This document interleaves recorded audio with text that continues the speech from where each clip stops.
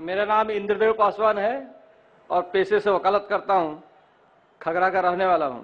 मेरा सवाल है, तथाकथित रूप से जिहाद के नाम पर कुछ कट्टरपंथी तत्व मासूम लोगों को गुमराह कर उनके द्वारा अमानवीय कार्य कराते हैं, जिससे पूरा मुस्लिम समुदाय राष्ट्रीय स्तर पर ही नहीं अंतर्राष्ट्रीय स्तर पर भी बदनाम हो गया है।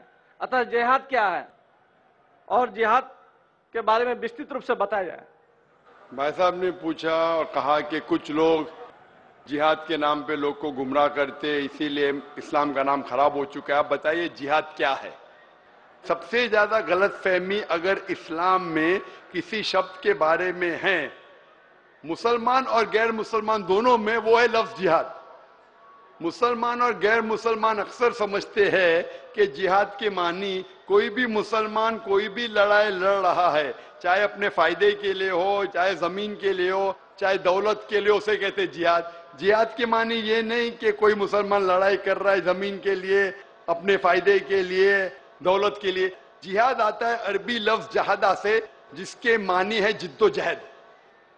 जिहाद की मानी जिद्दोजहद। इस्लाम के पस मंजर में अगर कोई इंसान अपने नफ्स से जिद्दोजहद कर रहा है, अपने नफ्स से जिद्दोजहद कर रहा है गलत काम के खिलाफ, इविल इंक्लिनेशन, शैतानी हरकत के खिलाफ, उसे कहते हैं जिद्दोजहद।